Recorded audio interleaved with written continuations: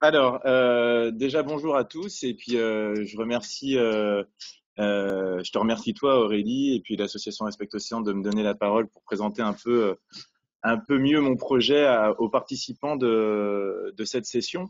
Alors, Sargas Project, c'est une société qui est relativement récente. On a créé notre structure juridique en octobre dernier, suite finalement à un premier projet, puisque moi je suis juriste financier de formation, je suis pas du tout scientifique. Ça fait 8 ans maintenant que je vis à Saint-Barthélemy. Je suis également entrepreneur et j'avais en fait une petite idée, une petite société que j'ai rachetée fin 2018 de cirage et de produits d'entretien. Donc vous allez me dire rien à voir. Et voilà, j'aime bien les marchés de niche. Je voulais remettre ça un peu au goût du jour. Et j'avais déjà l'idée d'utiliser la sargasse, ces algues qui sont effectivement très néfastes dans les Caraïbes et qu'on voit apparaître en grande quantité depuis mon arrivée, on va dire, sur les îles depuis 2011-2012. Et j'étais persuadé qu'on pouvait en faire quelque chose de ces algues-là. Donc, je voulais en fait, dans un premier temps, les réduire en poudre pour les incorporer dans nos produits de cirage et de produits d'entretien, parce que j'étais intéressé par l'aspect un peu plastifié de ces algues. Bon, après maintes analyses qu'on a pu faire en métropole auprès de gens spécialisés dans la formulation de cirage, il s'est avéré que c'était, dans un premier temps, pas possible. Ça faisait un peu comme l'huile et le vinaigre, voilà, ça se mélangeait pas vraiment à notre formule. Bon voilà, très déçu évidemment. Je voulais pas lâcher l'utilité, en tout cas de ces algues-là, la possible utilité de ces algues, dont tout le monde évidemment connaît les effets sanitaires, environnementaux et puis écologiques, hein, plus largement.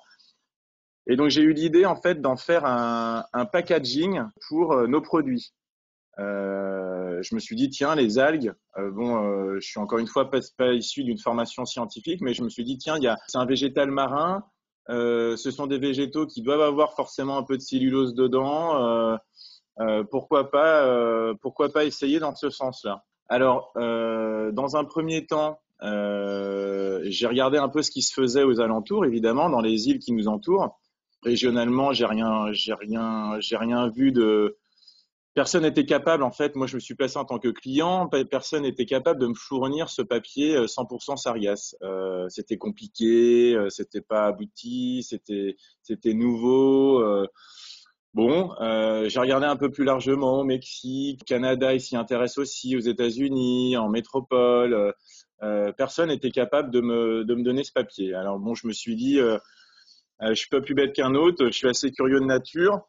Je vais me renseigner sur cette algue-là. Et puis, j'ai été chercher, en fait, j'ai pris mon petit sac en plastique et je me suis dit que c'était la dernière fois d'ailleurs que je prendrais un sac en plastique pour aller chercher mes algues. Donc, j'ai pris des échantillons et puis j'ai commencé à faire un peu ma cuisine chez moi. Donc forcément, ma femme était très contente vu l'odeur et puis j'ai flingué la cuisine 2, 3 fois, mais maintenant je crois que elle m'encourage maintenant et d'ailleurs elle fait partie du projet, elle m'accompagne maintenant dans ce projet-là puisqu'elle aussi a senti un peu le potentiel de cette algue.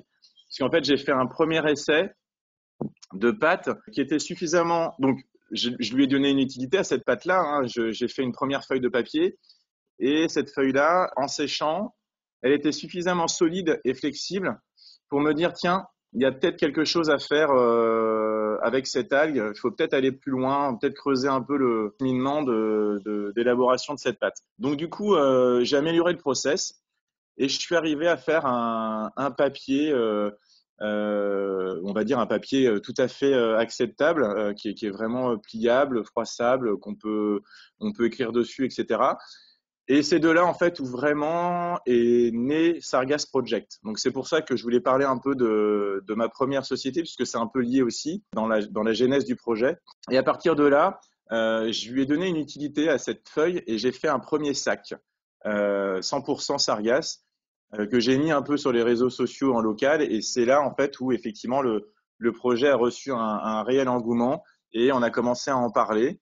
Alors après, il y a eu Innovation Outre-mer à Paris qu'on a pu gagner dans la catégorie Start en novembre dernier à Station F. On a gagné deux, trois concours comme ça qui ont pu justement vraiment nous mettre en lumière et surtout appuyer le développement de la société, puisque là actuellement on est en recherche, enfin on est en bouclage de dossiers de subventions auprès de la BPI qui devrait voir le jour dans les prochaines semaines et qui va nous permettre d'aboutir notre R&D et de voir un peu plus loin dans l'installation d'un laboratoire pilote de pâtes 100% sargasses, puisqu'on a déjà des industriels qui sont intéressés par l'achat de cette pâte. Alors voilà, c'était la présentation rapide du projet. Je vais maintenant faire défiler le PowerPoint. Donc déjà la première image là, que vous voyez sur votre écran, c'est une plage qui s'appelle Anse des Cailles à Saint-Barthélemy.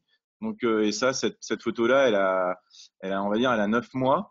Donc voilà, c'est pour dire que à Saint-Barth, on a une petite île.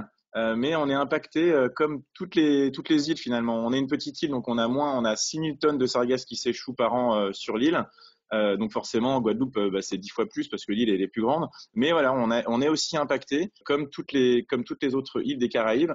Après, on bénéficie d'un système de ramassage qui est relativement efficace. Donc c'est pour ça que les plages sont nettoyées quasiment tous les jours. Donc on voit pas en fait l'aspect visuel un peu néfaste de ces sargasses, mais elles existent. Alors voilà, donc le problème, c'est il y a 25, voilà, l'utilité de la sargasse. Moi, je voulais en faire quelque chose, tout simplement parce que c'est vrai il y en a 25 millions de tonnes à l'heure actuelle dans les mers du globe, enfin dans les mers du globe en fait, qui sont surtout réparties en Atlantique, dans l'arc caribéen et dans le golfe du Mexique. Et ce qu'il faut savoir, c'est qu'il y en a 3 millions de tonnes actuellement par an supplémentaires. Donc ça en fait vraiment une véritable matière première qu'on est capable actuellement de ramasser. Mais voilà, on est encore dans les balbutiements de la valorisation et Sargas Project se place justement sur cette valorisation sur lequel on y croit évidemment et sur lequel elle est quasiment aboutie. Donc voilà, donc véritable fléau évidemment, catastrophe économique, sanitaire, écologique, bien sûr. Les îles des Caraïbes vivent essentiellement du tourisme, donc un tourisme qui passe ses vacances 2 semaines aux Caraïbes ou au Mexique ou ailleurs dans des pays qui sont touchés par les sargasses, forcément la baignade est tout de suite moins sympa et voilà, faut pas oublier aussi que au bout de 3 jours d'échouage, les sargasses dégagent dégage un gaz pardon, relativement nocif en fait, et on assiste notamment en Guadeloupe à des délocalisations de personnes qui maintenant revendent leur maison pour habiter loin des échouements de sargasses. Voilà, donc le fer de lance de Sargas Project, c'est vraiment de valoriser en fait une matière nuisible en un biomatériau utile et écologique, de transformer une menace en opportunité, comme l'avait dit la ministre de l'Outre-mer, Annick Girardin, lors de notre remise de prix à Station F en novembre dernier. Et je crois que c'était assez bien résumé. On est complètement dans l'économie circulaire, voilà, de récupérer quelque chose qui est naturel, hein, qui est naturel. On va dire pas forcément dans le développement, puisqu'on sait que c'est dû en partie à la déforestation aux États-Unis, en Amazonie, pour rendre les terres cultivables, donc des bombardes d'engrais qui après ruissellent dans les affluents du fleuve Amazon et qui sont rejetés après dans l'Atlantique. Donc c'est là où ces algues-là prolifèrent d'une façon assez exponentielle. Mais voilà, c'est quelque chose une algue, c'est de la cellulose, c'est des fibres, il y a rien, ouais, elles sont relativement naturelles au départ. Mais voilà, en grande quantité et surtout quand elles s'échouent, ça devient une véritable menace. La taille du marché, alors oui, effectivement, le marché le marché de Sargas Project, nous on se place dans un marché B2B, c'est-à-dire qu'on est fabricant de pâtes, on n'est pas fabricant de papier, on fabrique du papier pour montrer aux gens ce qu'on est capable de faire avec notre pâte. Mais pour l'instant, en tout cas, on n'a pas vocation à être fabricant de papier. On va laisser ça à des industriels qui sont, eux, bien en place sur ce domaine-là, qui sont sans doute plus compétents que nous sur le domaine. Après, voilà, il n'est pas exclu qu'en fonction de la demande, on monte une petite fabrique de papier sur une île des Caraïbes, pourquoi pas la Martinique ou la Guadeloupe, pour développer ce business-là en local et surtout de limiter les frais de transport de cette pâte. Oui, et donc effectivement, on assiste on est en pleine ubérisation de l'économie et on a vu ça nous dans notre étude de marché. Effectivement, maintenant, il faut savoir qu'on se déplace de moins en moins pour faire nos courses ou pour se faire pour acheter des choses et donc forcément, on a un besoin d'emballage et de carton qui est de plus en plus grandissant et c'est ce sur quoi on croit et on mise.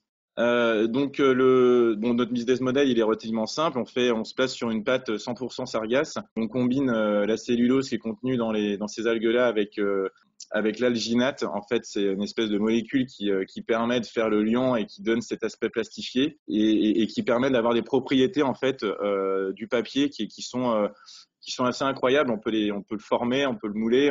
J'avais fait un petit masque justement. C'était à propos du Covid. On m'avait demandé de faire un masque en papier sargasse et en fait je l'ai fait. Je me suis même rendu compte que c'était assez incroyable parce que je pouvais justement le mouler et une fois qu'il était sec lui donner une forme qui quasi comment dire beaucoup moins souple que le papier classique, quoi. On était plus proche du papier, on va dire recyclé, séché. Donc voilà, notre cible c'est évidemment les industriels qui vont exploiter cette pâte pour en faire un produit, le produit final. Alors après, nous on se passe sur le papier carton, emballage. Il peut y avoir aussi des idées en matériaux de construction. On a fait des tests de compression de cette pâte. On sait qu'à 10 bars de pression, elle devient aussi solide et dense que du bois. Donc on peut imaginer d'autres utilités, en tout cas à cette pâte-là. Et voilà, donc effectivement, nous, on veut se mettre sur le marché, on veut monter en fait des unités pilotes de création de pâtes sur chacune des îles impactées, en tout cas lourdement impactées. On ne va pas multiplier les frais non plus pour installer ces usines pilotes, ces fabriques pilotes plutôt, parce que c'est une fabrique pilote de pâte à sargasse, ça demande pas 400 mètres carrés, hein, c'est 150 mètres carrés, c'est 3 cuves. Et on est capable de traiter 3000 tonnes de sargasses par an, en tout cas au départ. Et après, la structure pourrait être modulable pour en retraiter plus. Donc, les objectifs technico-économiques. Donc, évidemment, nous, on veut, en tout cas, on a prouvé qu'on pouvait substituer notre pâte la pâte à papier par notre pâte à sargasse complètement. Donc ça, je l'ai dit aussi tout à l'heure, on pouvait répondre à des caractéristiques techniques qui peuvent être supérieures, qui sont toujours en cours de R&D à celles du papier classique, notamment en termes de solidité. Et donc voilà, ça nous ouvre en fait beaucoup de champs d'application. Alors j'ai mis quelques domaines d'application qui peuvent être intéressantes, en tout cas sur le papier carton formable, le papier carton sécurité, puisqu'en fait, il y a des même si notre formule dégrade les métaux lourds, on peut imaginer faire du papier qui peuvent être intéressants pour, par exemple, les banques, pour la monnaie. On peut aussi faire des papiers antibactériens, antioxydants. Voilà, il y a vraiment des domaines. Nous, encore une fois, on se place sur le papier carton. On est encore, ça demande déjà un gros travail, mais voilà, il y a des potentiels qui sont assez importants. Et ces innovations-là, en fait, souvent, c'est des personnes, des industriels qui nous posent la question, qui nous disent est-ce que vous avez pensé à ça, à ça, à ça? Et on dit bah non, mais effectivement, on va on va creuser le sujet, l'idée, et on la rapporte auprès de notre laboratoire qui nous porte un peu le CEVA en Bretagne et qui nous oriente sur justement les possibilités de développement futur de cette pâte. Alors oui, alors je vais passer rapidement. Là, en fait, on est en comment dire, on est en dépôt d'un second brevet parce qu'on avait déposé un brevet qui était un peu light et qui n'était pas vraiment abouti. Là, on est en partenariat avec des cabinets d'avocats qui sont vraiment spécialisés dans ce domaine-là et sur lequel on est en train justement de déposer des brevets beaucoup plus chiadés pour justement être prêt à conquérir les marchés qui s'ouvrent à nous en toute sérénité. Bon, bah, tout ça, je vais comment dire, je vais passer puisqu'on je l'ai déjà dit. Les algues, effectivement, c'est une matière première naturelle et il y en a 25 millions de tonnes, donc la ressource est là. Donc voilà, ça c'est quelques types de produits hein, vraiment artisanaux qu'on a pu sortir avec notre pâte. On en a fait d'autres, mais voilà, pour des raisons de confidentialité, je ne peux pas trop les montrer. Mais je voulais juste vous montrer surtout à quoi ça ressemble en fait cette pâte. On dirait un peu un brownie comme ça, mais ça se mange pas encore. Donc l'équipe, ça c'est important aussi. L'équipe, elle est composée de 3 personnes actuellement. Donc je suis le fondateur associé principal de la société Sargas Project. Il y a récemment, il y a Johan Adam qui nous a rejoint, qui lui est spécialisé dans la partie financière, stratégie financière de la société, développement financier, et Alexandra Lemarchand en termes de communication, puisque c'est important d'avoir une bonne com autour de ce projet-là. On se place sur un business B2B et il faut vraiment que les gens connaissent ce projet, en parlent autour d'eux pour qu'on puisse changer, envie de dire changer le monde, pas maintenant, mais en tout cas changer nos habitudes de consommation rapidement et qu'on puisse sereinement se développer. Voilà, et ça, ça c'était un PPT qui était utilisable pour surtout nos subventions. Donc actuellement, on est en recherche de financement pour justement boucler notre R&D et nos devis pour installer notre première fabrique pilote. Voilà, donc je suis désolé, j'ai peut-être été un peu long et je m'en excuse. Et voilà, notre petit slogan, c'est l'avenir est entre nos mains. Voilà. Merci beaucoup Pierre-Antoine, donc c'est parfait en termes de timing. On va maintenant passer à la session de questions et réponses. On a beaucoup de questions déjà. Donc on va commencer avec les premières questions. Combien de kilos d'algues faut-il pour produire une rame de papier? Est-ce que tu as une idée de ce chiffre? Alors, je vais pas pouvoir vraiment répondre. En fait, je pense qu'il y a pas mal de réponses. J'en suis désolé, où je vais pas pouvoir répondre parce c'est encore un peu confidentiel. Mais alors ça, bon, pour faire une ramette de papier, il faut environ 500 kilos d'algues, donc 250 sèches. Faut diviser par deux environ le ratio D'accord. algues humides et algues sèches. Voilà. Quand pourraient être disponibles sur le marché les premiers matériaux? Alors notre pâte, en fait, elle est actuellement commercialisable. On pourrait la mettre sur le marché immédiatement, mais on a envie de verrouiller. Encore une fois, en fait, on n'a pas envie de la mettre sur le marché tant que le brevet n'est pas publié, puisqu'il y a quand même pas mal d'initiatives qui se font autour de ce projet-là, qui ont vu forcément le potentiel de cette algue. Et voilà, pour des raisons de sécurité industrielle, on va dire, on va attendre ça. Donc ça prend quand même pas mal de temps. Je pense que la pâte pourra être vendue on va dire dans 4-5 mois. D'accord. Une autre question, donc on parle beaucoup du problème de l'arsenic dans les algues. Est-ce que tu peux parler de l'innocuité de la pâte à papier? Alors oui, effectivement, il y a des métaux lourds, il y a de l'arsenic entre autres, mais pas que. Après, il faut savoir que ces algues-là sont des algues qui sont flottantes, donc c'est pour ça c'est comme des éponges. Elles épongent justement tous les métaux, le mercure, etc., qu'il peut y avoir dans l'eau. Donc ça, c'est plutôt une bonne chose finalement. Mais effectivement, pour valoriser cette algue-là, ça dépend de l'utilisation qu'on en fait, évidemment. Si jamais c'est pour du papier classique, en fait, il y a des seuils à respecter en fonction de l'utilisation qu'on en fait. C'est-à-dire que pour du papier alimentaire, forcément, les taux sont moins élevés que pour du papier sur lequel tu vas écrire et que tu vas jeter dans ta poubelle directement et qui va être retraité derrière.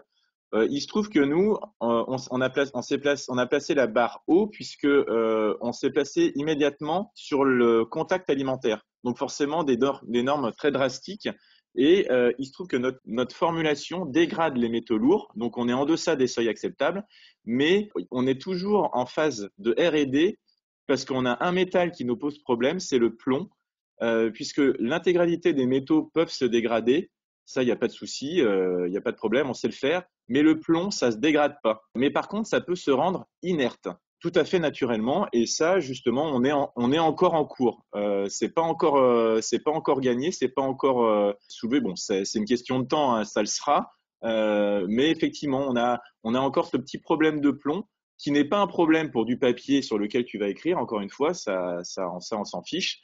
On est en deçà des seuils en tout cas, mais pour l'alimentaire, pour le contact alimentaire, pour seulement te rendre compte, tu vois, si jamais tu mets une pomme dans un sac, on est en train de mesurer le taux de transfert du papier, du plomb qui est contenu dans le papier, dans la pomme que tu vas manger. Donc ça, voilà, je suis pas scientifique, c'est pas moi qui le fais, mais il y a des gens spécialisés qui sont capables de rendre inerte ce genre de choses. Et donc forcément, c'est pas mal de temps, puisque dans tous les tests, même si il y a de fortes chances que ta pomme, tu la laisses 30 secondes dans ton sac ou 10 minutes le temps de faire tes courses et de la manger ou de la mettre dans ton frigidaire, Nous, voilà, pour des raisons, pour les normes, pour respecter les normes européennes, etc. La pomme, elle doit rester 2 mois dans le sac. Donc c'est pour ça que c'est un peu plus long. Mais bon, on est très confiant là-dessus. C'est une question de temps, quoi. Merci beaucoup.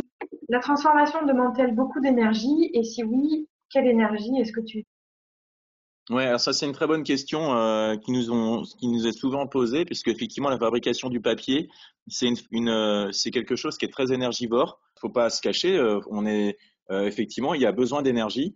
Après, on a de la chance d'être dans un territoire qui est très ensoleillé, et on est en train de travailler justement sur notre future fabrique pilote qui sera vraisemblablement en Guadeloupe ou en Martinique. On est en train de travailler avec des partenaires qui sont spécialisés dans le solaire pour justement en fait compenser un peu cette empreinte carbone qu'on pourrait laisser avec de l'énergie fossile, puisque actuellement on fabrique ça de façon très artisanale, hein, puisqu'on fabrique, pour l'instant, on la commercialise pas cette pâte, donc on fait surtout des essais pour nous. Donc ça représente quelques kilos, mais pour l'instant, donc on a en fait des brûleurs à gaz pour faire chauffer, puisque c'est pas un secret de polichinelle. On doit faire chauffer cette matière, cette algue-là, avec forcément différentes substances, notre formulation finalement, pour avoir cette pâte et pouvoir lui donner plutôt un potentiel de transformation plus tard. Donc oui, le bilan, on utilise. Pour l'instant, on n'a pas réussi à faire le four solaire, mais ça pourrait venir, hein, ça pourrait venir, ça pourrait être une idée. Mais on travaille en tout cas là-dessus pour diminuer notre empreinte carbone au maximum. Et on n'a pas besoin et c'est pour ça, sans doute, que la formulation a marché. C'est que je suis justement pas scientifique. Je me suis peut-être moins pris la tête que certains scientifiques. J'ai été assez droit au but. Donc finalement, les manipulations sont relatives. Il y en a pas beaucoup. Donc chaque manipulation, c'est forcément une transformation. Voilà. Encore une fois, je vais pas dévoiler ma formule, mais il y en a pas beaucoup comment dire, des process, des étapes de process. Donc en bilan, on n'est pas énorme, on n'est pas très important. Merci beaucoup. Donc, une autre question, est-ce qu'il reste une odeur? Est-ce que le papier a une odeur? Et peut-on l'utiliser pour faire des expositions, des panneaux d'exposition, par exemple? Oui, alors c'est pareil, très bonne question. Quand on prépare notre pâte, forcément, il y a une odeur qui est pas très agréable d'ailleurs, qui est plus agréable quand même que celle que l'algue qui pourrit sur les plages, mais qui n'est pas quand même top. Alors, ce qu'il faut savoir, c'est que quand en fait on transforme notre pâte en produit fini, donc papier, hein, pour faire simple. Le papier, une fois qu'il est sec, il sent plus rien. Voilà, on l'a fait tester à beaucoup de personnes, et notamment par notre masque justement de protection qu'on a pu comment dire, communiquer et donner. Et voilà, les gens étaient, parce que là, du coup, tu l'as forcément tout de suite sur le nez. Et là, du coup, tu sens rien, quoi. Une fois que c'est sec, ça a une odeur un peu de carton finalement, légèrement iodé, mais vraiment très légèrement. Pour répondre à ta question, excuse-moi, tu peux l'utiliser pour faire des expositions. On a nous-mêmes en fait fait intervenir un artiste local qui a peint, je sais pas si les gens ont pu voir ça, mais qui ont peint justement sur nos toiles 100% Sargasse, et qu'on a pu justement exposer, etc. Il n'y a aucun souci. D'accord, on a 5 ou 6 questions qui vont dans le même sens, qui concernent la fin de vie du papier, la recyclabilité, la valorisation, etc. Voilà. Est-ce que tu Ouais, peux alors en dire un peu plus sur ça? ouais, tout à fait, bien sûr, c'est un papier qui est 100% recyclable et compostable, puisqu'on est encore une fois en deçà des seuils acceptables en la matière en tout cas. Donc ça, c'est forcément très bon pour nous. Après, la durée de vie du papier, c'est une question qui nous est posée assez fréquemment aussi. Ça, on n'a pas. En fait, les premières feuilles qu'on a fait, elles datent ça fait à peu près 1 an que j'ai pu sortir mes premières feuilles. Donc, ce que je peux dire, c'est que les feuilles, elles n'ont pas bougé actuellement, mais j'ai pas. Dans 30 ans, je pourrais vous dire si jamais elles durent 30 ans, mais actuellement, je n'ai pas ce background-là pour vous dire ça. En tout cas, bon, il y a ce qui est en fait embêtant dans la pâte, c'est le taux de sel, parce que c'est le sel qui va dégrader rapidement finalement ce papier, qui va manger en fait ce papier. Donc forcément, plus tu laves ta sargasse, et moins tu as de chances qu'elle vienne, enfin que cette pâte vienne s'altérer avec le temps. Donc, quel est le prix de revient de la pâte à papier Sargasse par rapport à une pâte à papier classique équivalente? Alors, très bonne question aussi. Alors, nous, en fait, la pâte à papier classique, pâte à papier carton, on va dire, la pâte à papier carton, c'est un peu moins cher, mais c'est relativement le même prix. Le tonnage actuellement se négocie aux alentours de 800, 850 euros la tonne. Ça, c'est le prix moyen, hein, le cours classique de la pulpe de bois. Nous, en fait, on se place sur un prix qui est équivalent. Pas moins cher, pas plus cher, équivalent. Ce qui est énorme pour un produit innovant. Tout simplement parce que la matière première nous coûte rien. En fait, on a lié des partenariats avec les différentes collectivités des Caraïbes et même du Mexique qui sont en train de voir le jour, puisqu'en fait, les personnes qui ramassent les algues, ceux qui ramassent les algues, ils sont souvent mandatés, si vous voulez, par les collectivités. Donc c'est de l'argent un peu public. Et les collectivités, ils en ont un peu marre qu'on ramasse les sargasses et qu'on les stocke sur des montagnes, en fait, qu'on fasse de l'épandage pour mettre justement les taux des métaux lourds dans les sols, etc. Donc c'est pas des solutions. Et ils voient venir notre projet un peu comme du pain béni, puisqu'ils se disent, bah, c'est au moins l'argent public qu'on dépense, bah, on peut le valoriser derrière. Alors après, ce que certains nous demandent, et ce qui est tout à fait légitime, c'est en fonction du tonnage vendu de reverser un petit pourcentage de cette pâte aux collectivités. Donc voilà, ça c'est des deals qui sont en train de se mettre en place progressivement, ou alors que par exemple, là je prends l'exemple de Saint-Barthélemy, qu'on se mette d'accord sur un prix d'achat de la sargasse qui soit très faible au niveau de la tonne, 10 euros la tonne, pour aider en tout cas le ramassage, mais sans pénaliser la valorisation derrière.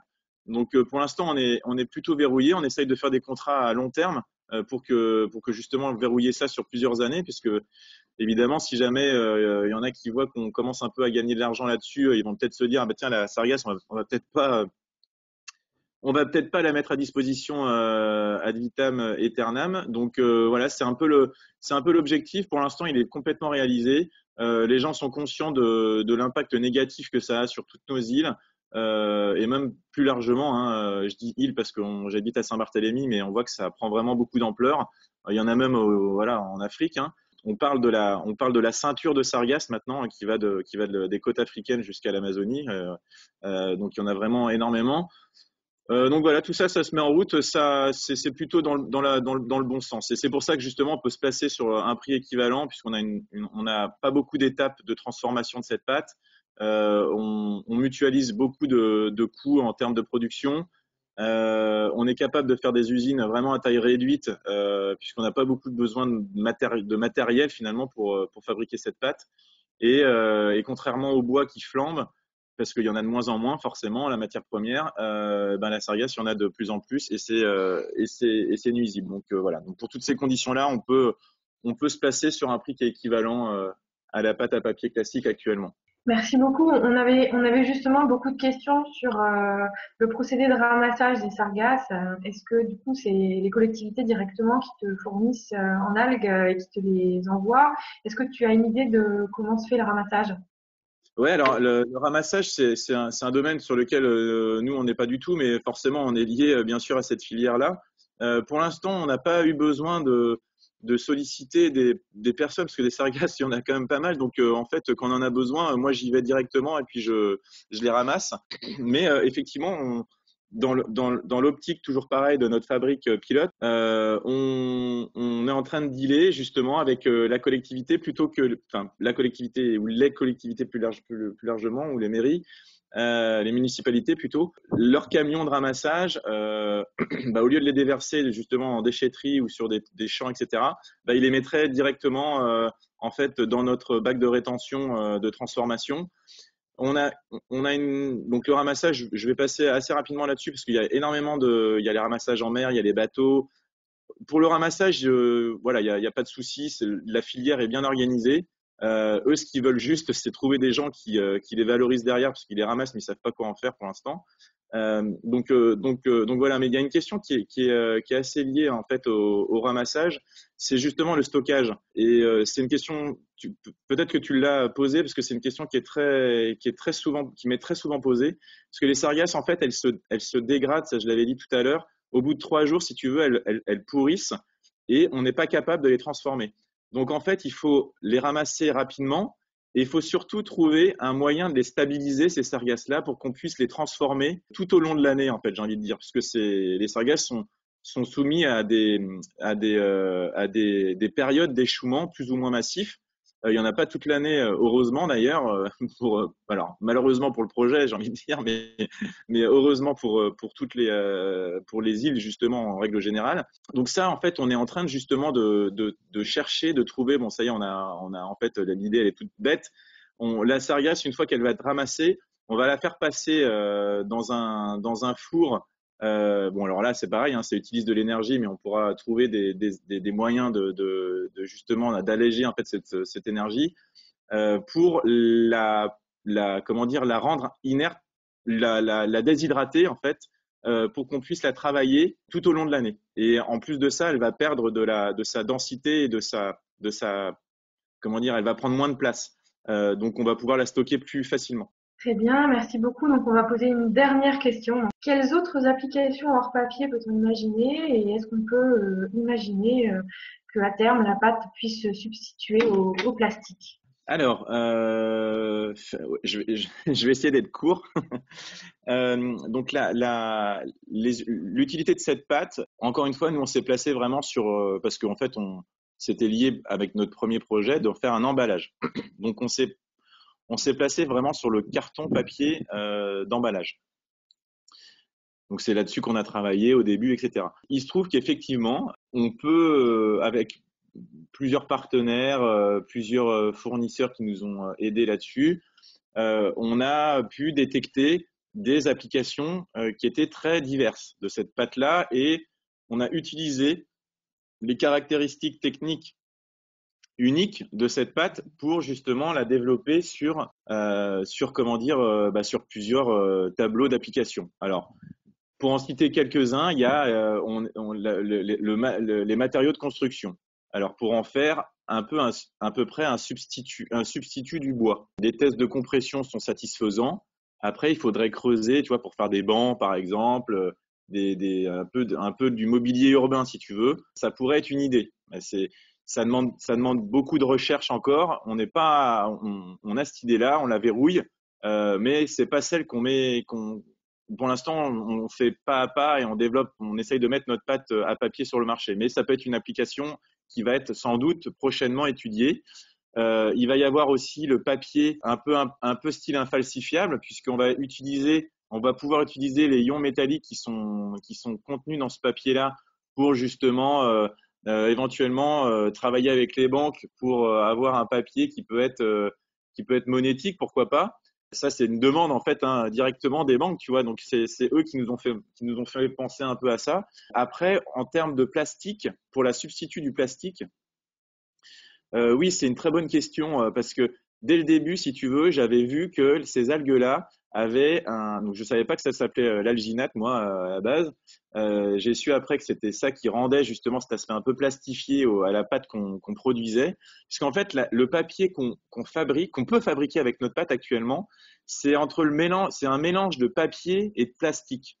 Euh, et c'est pour ça d'ailleurs que ça lui rend un côté flexible et non cassant, qui est assez incroyable. Et voilà, je vais pas dévoiler plus que ça parce que sinon je risque de me trahir, mais il va y avoir effectivement une étude poussée, encore une fois un peu après, sur justement l'utilisation de l'alginate pure pour en faire voilà, un bioplastique à part entière. Très bien, merci beaucoup. Donc, merci pour cette présentation passionnante et pour les réponses aux questions. Il en reste beaucoup, mais peut-être que ceux qui souhaitent peuvent te contacter après le webinaire.